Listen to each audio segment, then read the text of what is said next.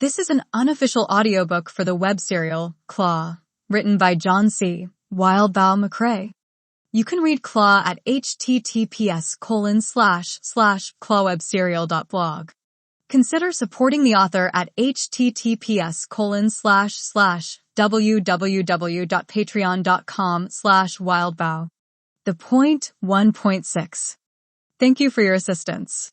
Your payment is being wired to your account, Davy said. Thank you for your business, Carson said. $25,000 after Carson asked for half. It wasn't worth it. They'd burned so many resources, lost so much ground. The cabin, the cameras, properties. Better to start anew. I'm hoping the fact we're working so well together professionally means you won't object if I keep using the trail cameras for a few days?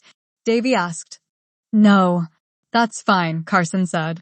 We'll dismantle the setup in a little while, though. Maybe a month. But I don't think either of us are expecting your daughter to still be around here then. No, it's looking more and more like she managed to hitchhike with someone. It's the only explanation that fits, Davy said. He sounded so unbothered. A damn shame that it happened outside view of any of your cameras. The cameras are for incoming problems. Police and such. We do offer services that keep people in, if we'd only known, Carson replied. So our mutual friend has said, keeping people in custody. It wouldn't have fit, and I would have handled it better myself if I'd had any indication she was so unhappy. Still, a shame, Davy said. Mia couldn't help but read things into those words and that tone. A hint of menace. A possibility of accusation. Davy turned his head to look up at the trail camera. She had let him know that was there. He didn't seem to care. It was more focused on the gravel parking lot at the base of the cabin and the road out. We'll shift focus on our end. You can move on to other things, I'm sure. A bit of a break after a night without much sleep and a day of high focus. Good man, Davy said, with an unexpected gusto that felt disconnected from the fact he'd lost his daughter. Mia felt like he'd honed those words, perfectly measured them to deliver the message that he was a man in charge and the other person was lower than him, but that other person had done so well. I hope we can work together in the future. It made Mia's hackles rise. The same way someone smiling at her too much made her suspicious of them. If you're paying, we'll deliver, Carson said. Before we part ways for now, a question? I'm curious. You don't have to answer, Davy said. Yes. Earlier today, there was a call, your female partner at the old community center, to you, out on the road. You left quickly. There was, Carson answered, unfazed. What about? Verifying the camera was working, then lunch, Mr. Cavalcanti. I'd set up the cameras, picked lunch up, dropped it off, we touched base, and then I got back to work. I did joke around with some of your men while I waited. Agostina was one. I didn't distract them from watching traffic. Is it a problem? Well, I would rather have had the cameras set up without breaks. They were. I went back out to do maintenance. My partner had eyes on things throughout. Now I feel petty, bringing it up. The man laughed softly. Not at all, Mr. Cavalcanti. That should be all, then. Good work, even if we didn't get my girl. Goodbye, Mr. Voice on the phone. Goodbye. The call ended. Mia stood there, eyes on the floor, arms folded, back of her thighs resting against the folding table. He was aware of the call? Listening in? Carson asked. I think he'd have killed us by now, if so. It's not the hardest thing in the world to do. Listening in on a call, SS7 security is garbage and lawmakers won't do anything about it. But considering the situation, his equipment, our location, I was okay calling you and saying what I did. If you're okay with it, I'm okay with it. I trust you. He knew the time and location of the calls. That's it. Surprising but planned for. I called him last night before I called you. We kept up a working fiction around the timing and location of the calls. I think we're okay, Mia said. Carson grunted. I think you'd have a better idea than I do about what that bit at the end was. Then, Mia told him. I have trouble with reading people if we're talking about the weather. I'm not good with picking up on signals in situations like that. I don't know either, Han, he said, as he glanced over the screens. Han, It was the words and things he didn't think about so much that kept her sane. The times he forgot himself, or the times he was sick, sleepy, or drunk and less careful with his words. The solidity of his maleness under the covers. Things that didn't lie. Not as much. She wondered why her mind was going in that direction like this. Was her period incoming? No. That always cranked her libido up to 10. Maybe it was a consequence of spending the entire day with and around him. Seeing him be daddish too. Mia mused aloud, to distract herself. Could be showing his hand to posture. Trying to put us off balance to see if he could read something in us? Seeing what we do if provoked? A threat, because he senses we have her or know where she is. Or is it genuine? Was he really fishing to see if we were unprofessional? I don't know, Carson said. He leaned forward, head tilted. His tone of voice changed when he asked, "What about you? Do you know?" The teenager, sitting under the table, shook her head. Damn, Carson said, with a casual ease. Seeing him be gentle and daddish with the girl was definitely part of why Mia wanted to jump on top of him, she realized. The relief that the window of danger was passing easing tension, leaving room for other things, while she still had residual anxiety. The danger window passing meant she had to be more careful, she told herself. Couldn't be lax. I lived with him for most of my life. 1 year where my mom had full custody. Then he got custody and she got scared enough she ran. I found her online, I got in touch. She told me not to call her again. The girl's face had fallen. That's not okay, Mia said. It's not like that. I understand why she said it. I cried. A lot. She cried. She kept telling me that, saying no, and I said yes, okay, but I guess neither of us wanted to hang up. Then a voice interrupted to say I was running out of minutes. It was a prepaid phone, and I got nervous and hung up. She changed numbers after that. Mia sighed, looking aside. Could you find her? If I got enough money together, somehow, could you help us disappear? Her, me, maybe my brother, too. In the course of the afternoon and early evening's tasks, they'd explained enough for the teenager to know what they did. The call on speaker had filled in some of the rest. Carson glanced at Mia, eyebrow arched. I think, if I could find her, Davy Cavalcante could and would, too.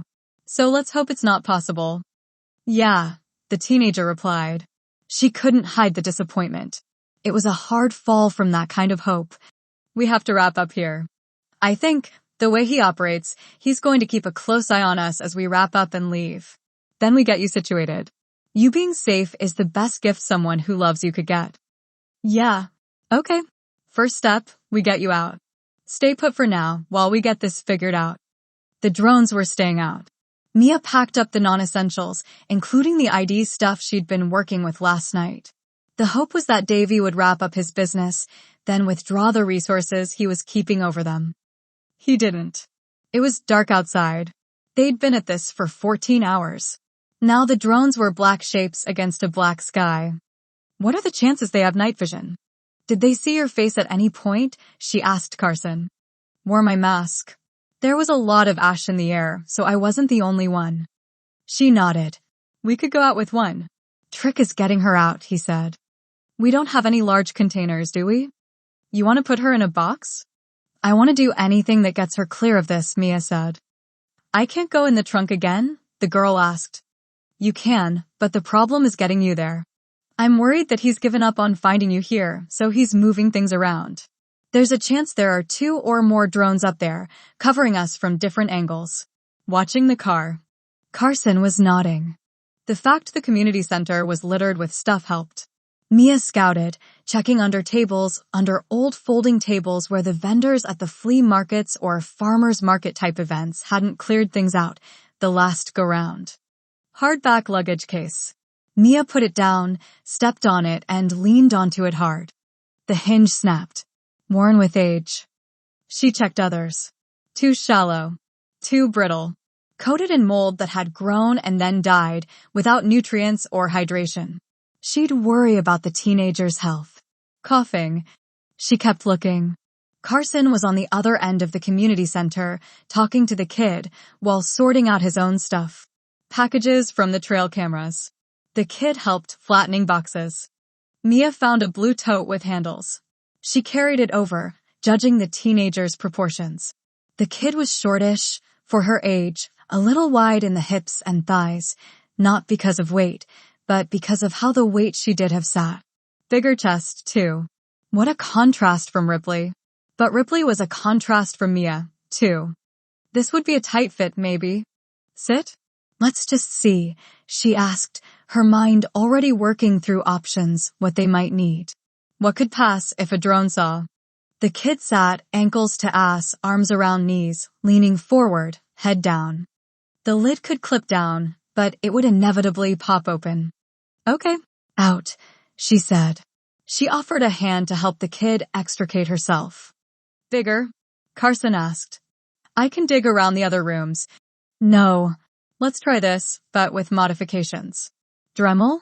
Carson popped open the toolbox, passing her the Dremel, hand trailing along the cord to help it unwind, then plugging it in. Mia flipped the box over. What are you doing? The teenager asked. Do you know what she's doing, Carson? I've learned to trust her. She's got a good head for this sort of thing. Mia used the Dremel to cut 8 slots into the base of the plastic tote, where it was thickest. She got some straps out, used for securing loads, restraints, and things like this. She fed them through the slots. Key thing here is we want to check you can breathe, Mia said. Carson, watch the cameras. And make sure there's no drones zipping down to peek through the windows. On it. Night vision. Sure. This is going to be tight, it's going to be hard, but we need to buy minutes. You need to endure for minutes. Then we have another ride, similar to the one that got you from the gas station to here, but less legroom. Longer. She finished arranging the straps, then put some things down strategically for padding. Again, the girl climbed into the tote. Mia moved the straps into place, forming an X shape and tightened them. Oof. Tightened them more. She paused, watching, then looked around the box. The plastic was blue, but turned white when stressed, which was handy. No major points where plastic threatened to break or tear. Out! Adjusting. The kid climbed out and drew in a breath. She looked a little spooked. Claustrophobic? A little freaked. By everything. That's understandable, Mia said. A lot of it hasn't touched me yet, exactly. Like I jumped out a plane and I'm free-falling, but I almost can't believe I did it. But then having something to touch? As a part of this? It made it all feel real. The danger. It had seemed real to the girl last night when she'd been sobbing, struggling to breathe, her chest hurting from the panic attack. Mia didn't say anything, focusing. Hopefully 3rd time's a charm. In, but stand. She'd undone a lot of the straps. The kid stood in the tote, and Mia took a strap and fed it through the back loop of her shorts. She went over shoulder, brought it down to lap, then rested it on the end of the tote. She did the same thing in reverse with the other. After some consideration, she created another slot with the Dremel by the handle. Straps stretched from the base of the tote up through back belt loops to handle, forward, down, and formed a seat belt across her lap. It took some doing to keep the straps from cutting into mid-thigh. Then down, through the base, across, and then back up to handle. She closed the tote. With the lid on, the dark straps at the handle were covered from most angles. The straps kept the kid down enough she wasn't pushing up on the lid. Can you breathe? Some, came the muffled reply. Okay, Mia said. She popped the lid, untightened the straps, then let the teenager out. Next go is the real one. Go pee. Hydrate, but not too much. This will be a long ride. She went to Carson and watched through the cameras he'd pointed at the window, which were on a night vision mode. Other cameras had been switched over when it had gotten dark. The car, it was parked on dirt road. Behind it was a root, sticking up out of the ground. Okay. Taking this to another level. She pried the case away from the back of a laptop screen and moved coils of wire, extension cords, and other cables away from Carson's packed up stuff and onto a table nearby. The girl returned, and Mia ushered her into the box, making sure the straps were in place. I'm going to be rough. It's the kindest thing I can do for you because they're watching. But if you're worried you can't breathe, then let me know. Tap or flick the plastic twice. Try. 2 flicks. Okay, Mia said. Head down. She tightened the straps. That done, she put things on top of the kid.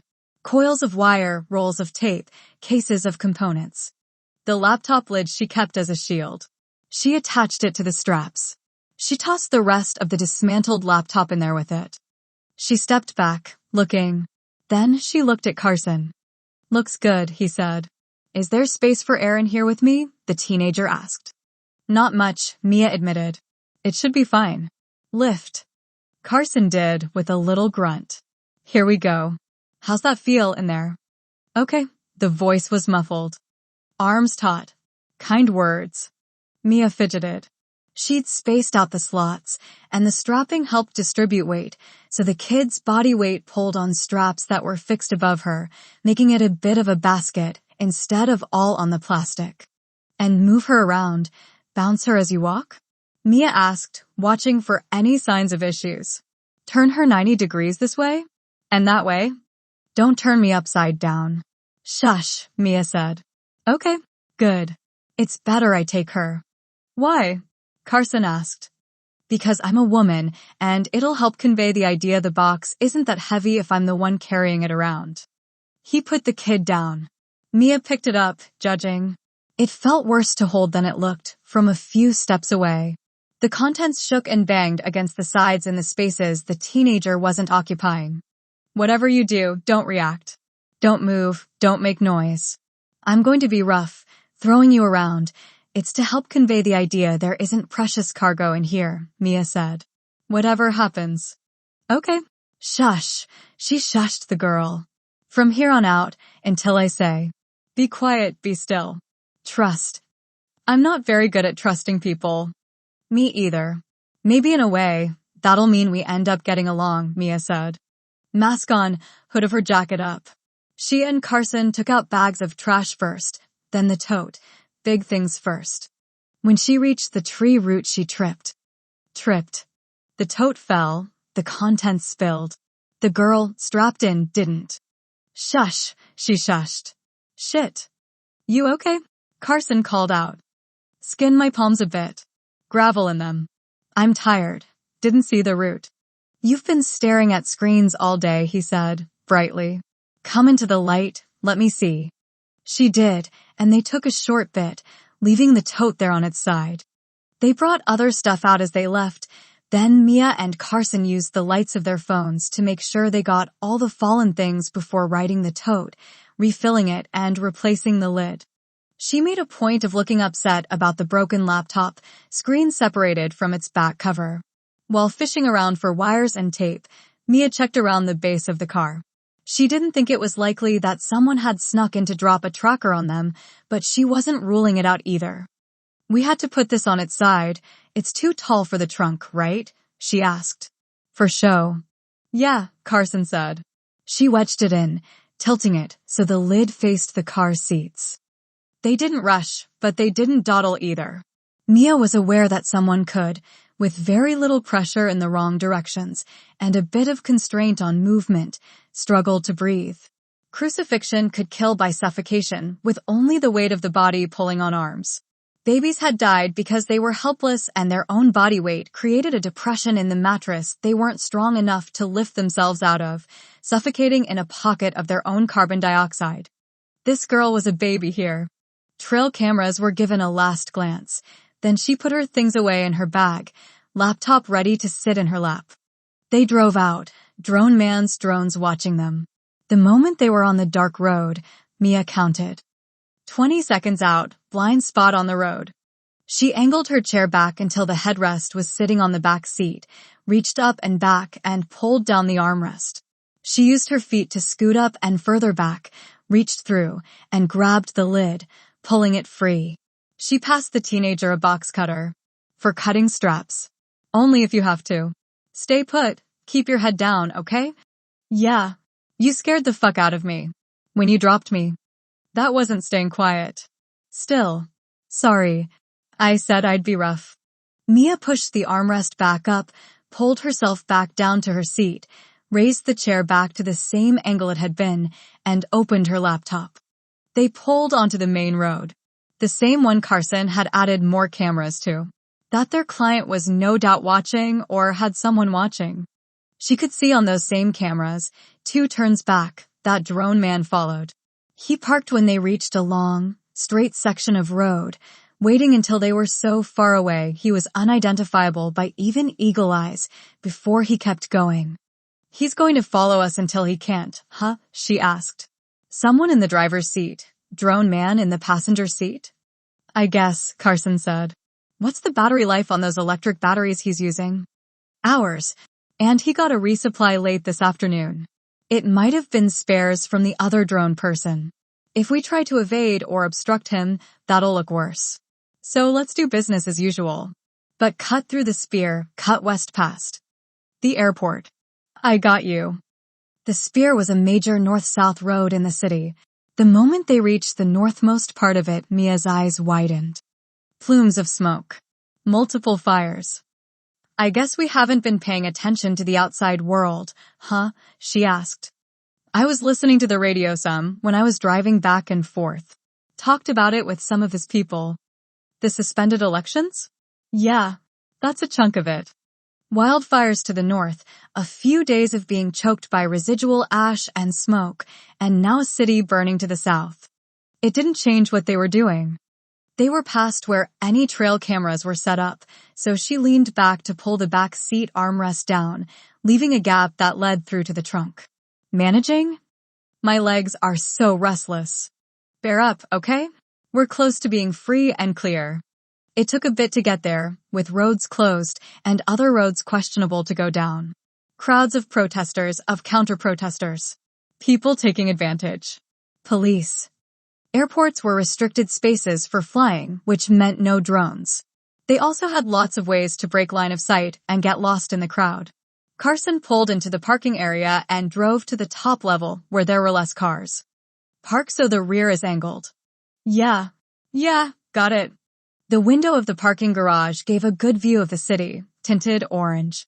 Mia took a few seconds to take in the view before scanning the surroundings. No cameras with a great view of here. Nothing outside that the naked eye could see. She popped the trunk. "We're coming back. It may seem like an unreasonably long time. Stay put. And wait until you get the confirmation from us that things are clear before you move, talk, or do anything." "Okay, we're close." "Yeah. How's the restlessness?" "I've dealt with worse things." Mia thought of the guy who'd been the girl's brother in her prior life. "Yeah, we're getting another car. Back soon. Do not get out." Mia reached under the trunk to where some mechanisms were exposed and pulled some cartridges free. She slid them into a back pocket, attached a connecting wire, and then shut the trunk. "Should one of us hang back, watch the car?" Carson asked. "I'm using your logic from earlier. It's better we pretend it doesn't matter." "Yeah, okay." They headed down 2 levels, then got in line by the car rental place, just across from the parking garage. Flights had recently gotten out, so the line was long. Half the people had masks on. She and Carson kept theirs on to obscure their faces. Carson put his arm around her, absently, like he wasn't thinking about it. It was almost enough to make her relax. The text came in. Gibberish, but gibberish she could read. She pulled away, out of the half-hug. Across the street and up 2 flights of stairs, as fast as was possible. A bit of gunpowder, a lot of rock salt. She'd pulled out cartridges, but it had still done a number on Drone Man, who lay by the back of the car. Short-range blast, it meant the salt penetrated skin. At the shins, it had flayed a good bit of flesh away, enough there was basically no skin, and there were trenches cut through meat. The trunk sat there, open. Bottom of the tote aimed at the opening. Muted, with a reduced charge, it wouldn't have sounded a lot different from a slammed car door. She hadn't heard it across the street, but she wondered if she had hearing damage from the gunshots the last Friday night. Mia's fingers traced the parts of the bumper that had caught some of the salt, paint chipped. "Ack," Drone Man gasped. "Oh fuck. My feet." She thought she'd done a better job angling things. Shock had hit first, Mia guessed. It had started to wear off by the time she and Carson got there. Drone Man lay there, groans getting more and more pained as the extent of the damage sank in. The kid who'd driven Drone Man here, presumably, was standing off to the side, not even sure what to do. Carson played into that, approaching him. Do not draw that gun. My fucking feet. A lockpick lay on the concrete. A rake. Rakes didn't work on a lot of modern car doors, but he'd managed, she supposed. Or he'd given up on it and tried to force it. Either way, he'd gotten it open. Two men were so close to the girl, who was doing her best to stay quiet, while someone groaned and shouted his agony. She bent down, picking up Drone Man by the neck with one hand, and marched him toward that slot-like opening in the wall of the parking garage, burning city behind him. His eyes were on the ground, as he struggled to get feet under him, when everything from the knees down was shredded or filled with coarse salt and minerals. Those eyes flew up to try and meet hers with her tinted face mask as he was pushed partially out the window. She held him far enough out that if she let go, he'd fall. We're with Davy Cavalcanti, the driver shouted. Oh, Carson said, like that was a surprise. If he had an issue, he could have communicated with us. Not like that, I don't know. Don't kill him. Mia pulled Drone Man further inside. She held him so that he had to stand on those legs or otherwise hang from her grip. He put a hand on the windowsill to prop himself up, and she pulled him slightly away. He groaned and gasped as he accidentally put weight on his legs. What were you doing? Mia asked, taking a peek, gathering information, seeing if we could identify you. On his orders? Carson asked. He asks people to do it for pretty much anyone we work with. That does make me feel better, Carson said. Digging for information? If I search you, your car, this car, I'm not going to find something else? Weapons? Bomb? We were supposed to put a tracker on your car if we couldn't track you with the drones. That's it. We were going to put it inside something of yours, so you took it back home or to your headquarters. And you didn't get that far, huh? No. Han, I think they're being reasonable, Carson said. We are. A man lost so much blood when this much of him was in tatters from the knees down. It was getting everywhere. A spreading pool. The shins were really the worst part. The hit to the feet had mostly just sent the shards of salt straight down into flesh, leaving scattered puncture wounds. She dropped him, went to the trunk, glancing at the toad, and pulled on gloves before opening a fresh package of straps. Same kind she'd used for the kid in the tote. A basic tourniquet. One for each leg. Cinching them tight made all the hurt come back fresh, apparently. Get him to an emergency room. You picked a shitty night to get yourselves hurt, but they should expedite something this dramatic. He should be fine if you get him there fast. If there's one upside to the protests, they might not have the time to ask questions. Fuck. Your boss knew we used traps for our security and that of our clients, she said, straightening.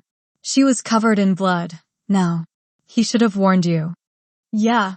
The single-syllable responses weren't great communication, but they did convey that they had control over the situation. If we didn't respect him?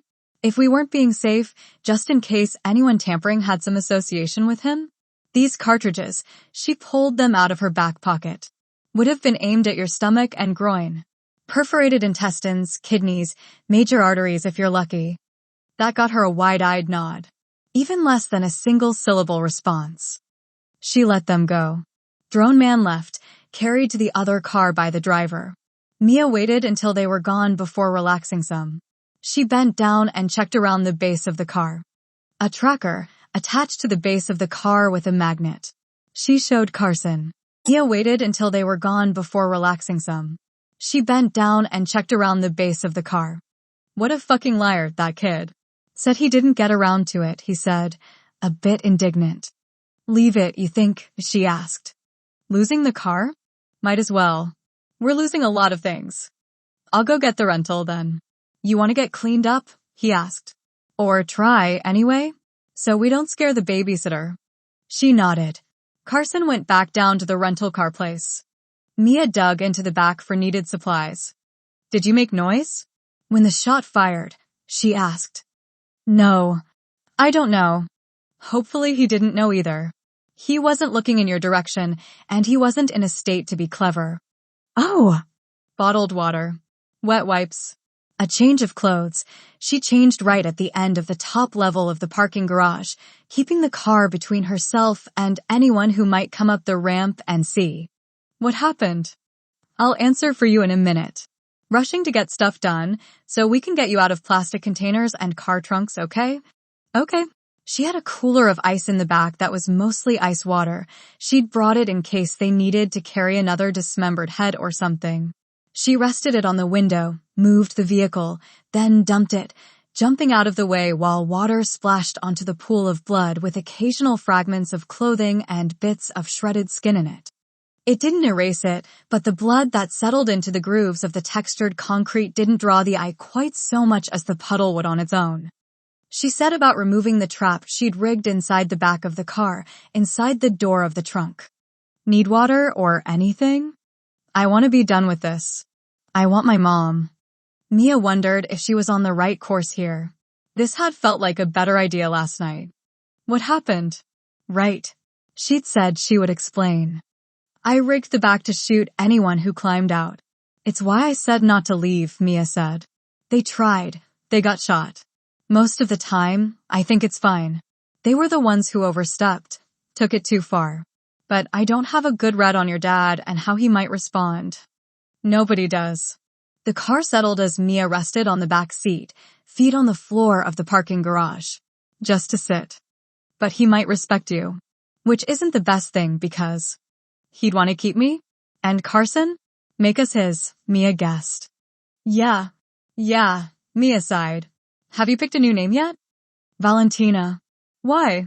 You said there should be no why. No meaning, no connection. I like the sound of it. A character in a show I liked a few years back was named it. Val? Valentina, full. Okay. Carson pulled up. Mia replaced the lid to the tote for the transition, then helped Valentina climb out to lie across the trunk of the rental. Luxurious by comparison.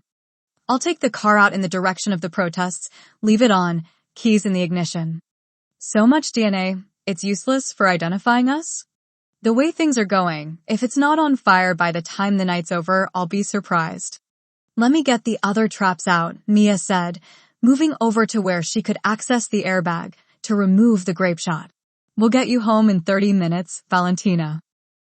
Sore, a bit bleary-eyed, and reeling in general from the prior day, Mia was slow to move in the morning.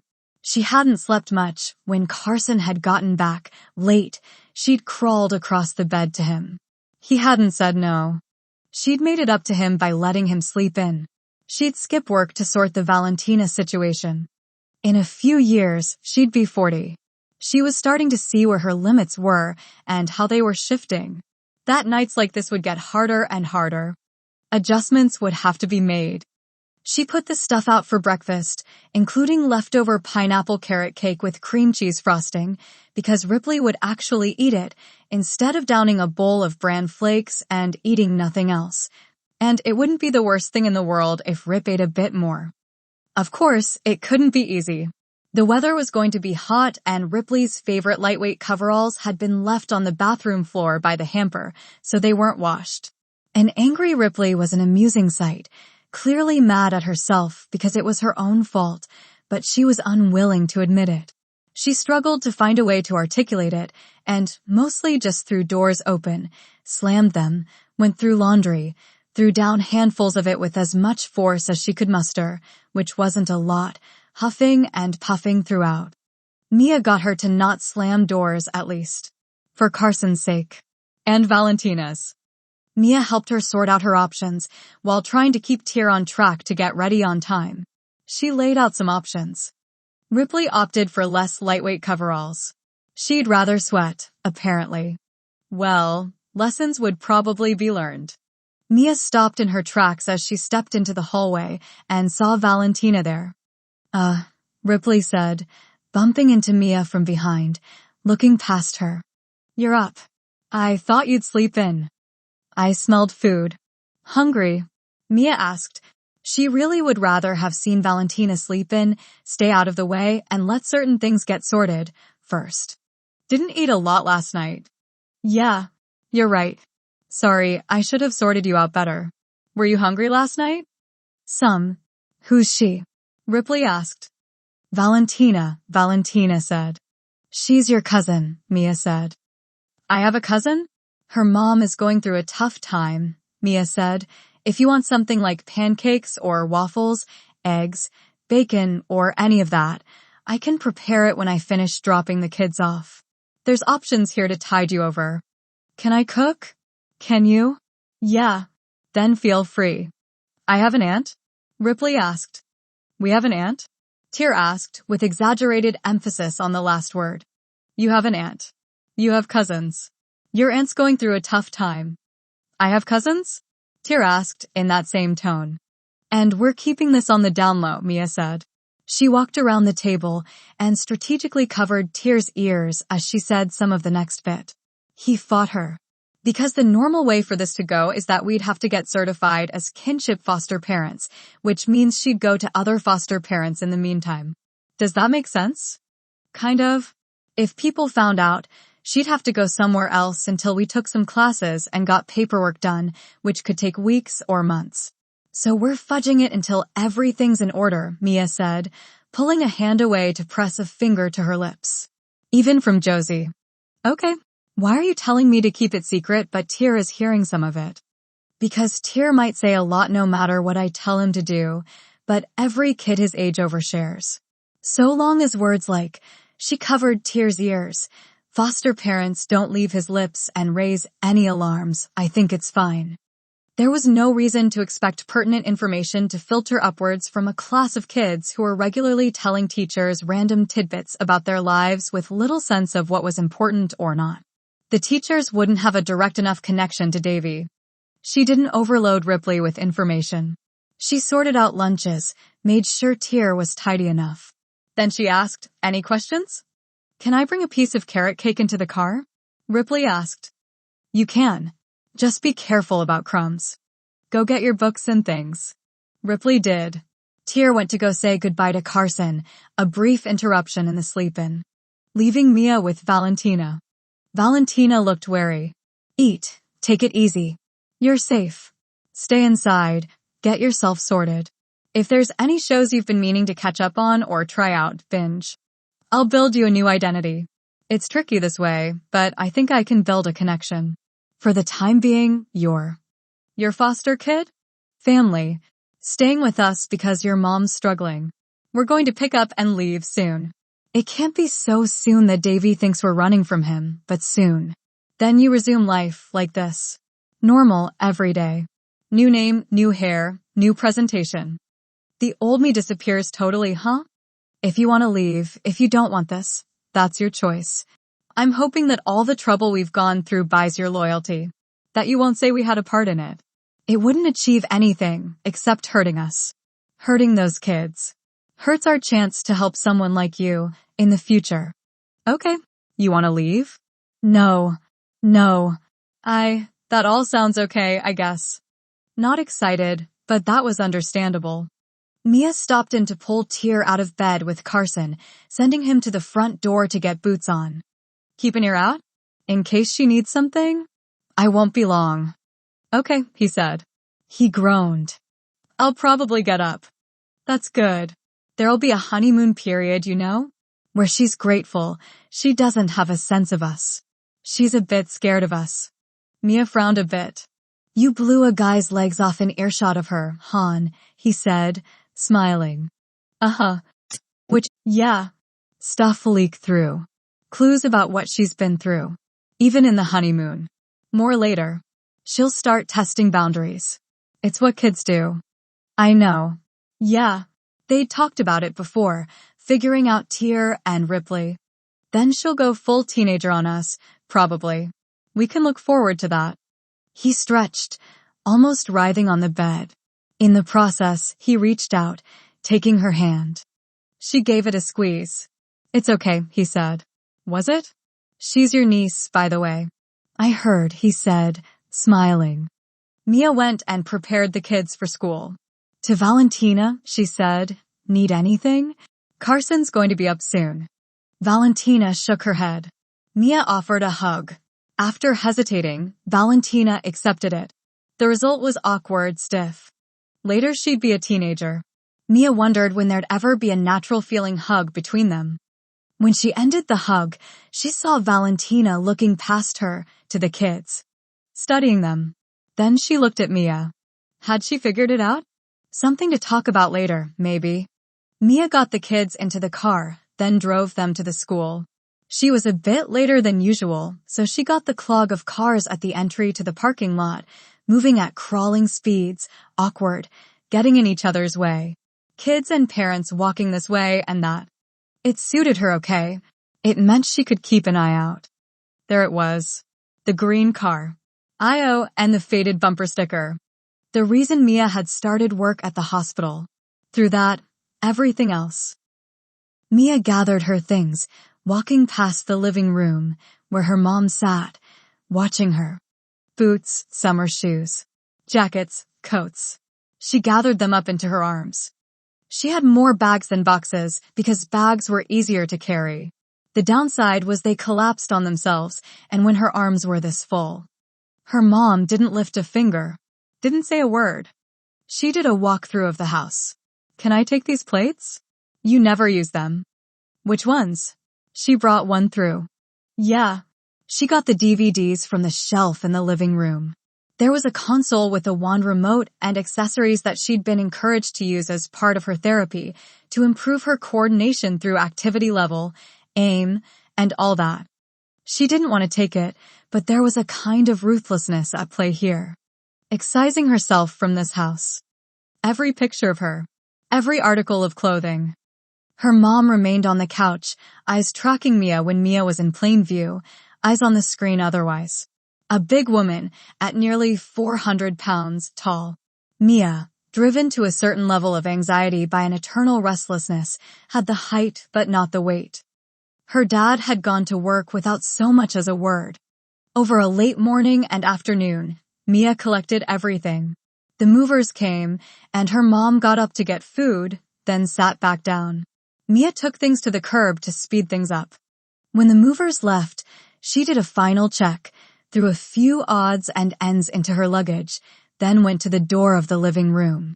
Her mom looked over at her. I guess this is goodbye, Mia said. Thanks, I guess, for letting me stay until I was done school. Figured I had to. Mia shrugged one shoulder. I'm supposed to say something, huh? Her mom asked. You could.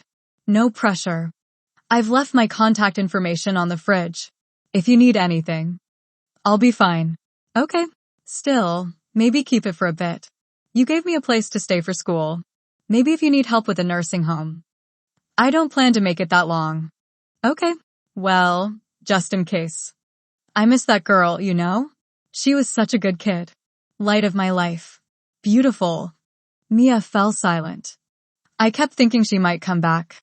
That you'd get better. That the light would come back through. I don't think it works that way. And there's you. Who are you? What's with you? Mia wasn't sure how to read the tone or emotion in that last word, but she was sure she'd digest it for a long while, in a lot of awful ways. It's not like I forgot everything. I still have the memories with you, you have the memories with me. As for the rest, the difference is, you've had longer to get to know me than you did to get to know the old Mia. Her mom didn't have a response to that. The crowd on the TV was very excited about the product being sold in the infomercial. Okay then. I'm going. You scare the shit out of me. The applause continued, the host talking over the noise.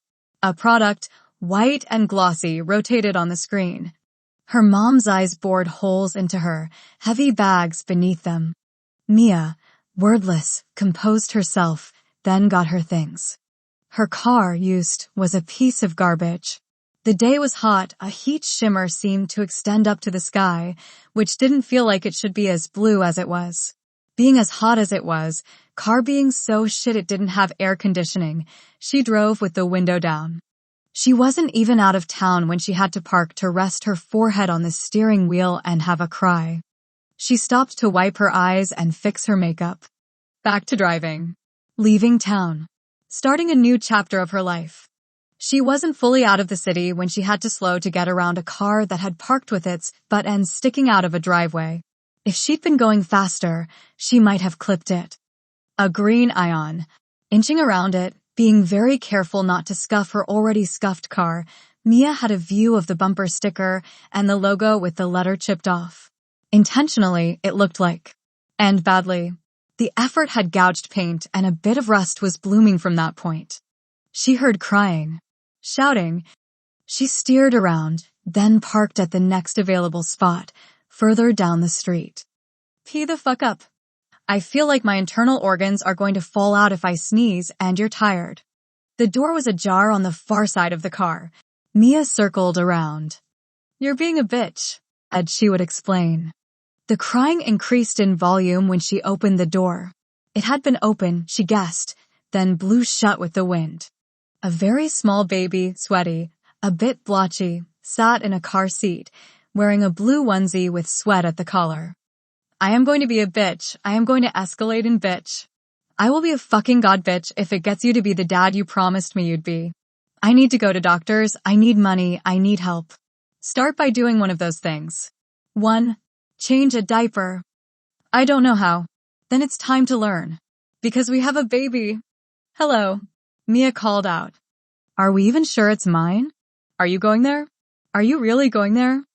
I am raising the question.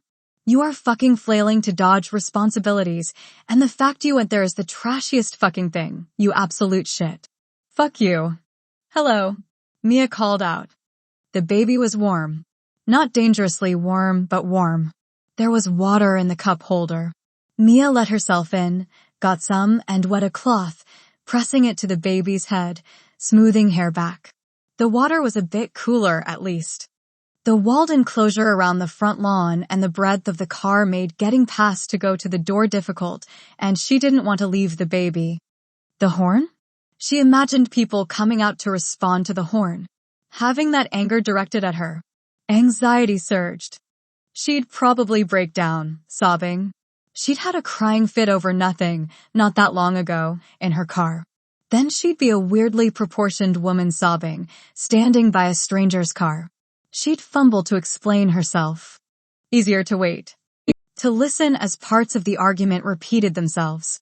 She pulled the baby out of his car seat and used the wet cloth again. She bounced him around to let him feel the breeze of movement. The crying eased up a little. You're a joke. You're pathetic. I deserve better than this. Do you? 10 minutes passed. Then close to 15. She had to get to her destination ahead of the moving truck. It had been the cheapest option, arranging things this way, and she didn't have a lot of money. She returned the baby to the car seat, sorting out the seat belt. Then, looking around, she returned to her car. She stood there, by the hood, watching, wondering if someone would step outside. If she could explain. She had to go. The movers. She drove off, as she would explain. It's every parent's first fear. On this warm summer day, new mother Natalie Teal drove to her boyfriend's house in Truro with her 1-month-old child in a rear-facing car seat. Mia felt sick watching. According to her, she wasn't gone for long. She turned her back, stepped away for a second, leaving the car running. Then tragedy struck.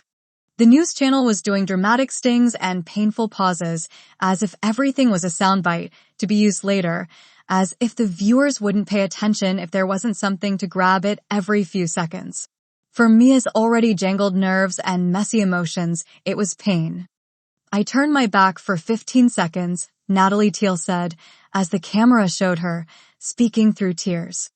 Well, we know that's a lie, Mia said. She turned to the baby she'd resituated in the car seat, who was sleeping well. Fed and changed. A girl, as she'd discovered, despite the assumption that had come with the blue onesie. Mia stroked the little baby's wispy hair. What do you think about the name Ripley? She pulled into a parking spot.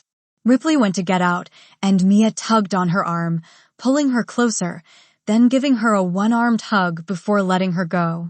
She took a minute to get tears sorted, then let him run off to the playground, dropping his bag at the halfway point in his excitement. Natalie Teal was there again. No parent approached her. None knew what to say. She'd fucked up. She'd lost her child. And to parents in this kind of community, that was a reminder that they could lose theirs. So they'd pity her, but they'd look down on her. They had to.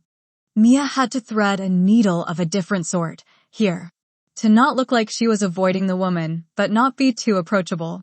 She'd read about people returning to the scene of the crime, or trying to involve themselves in investigations, and while she was tempted to penetrate that huge blind spot that was any potential investigation, it exposed her in a bad way.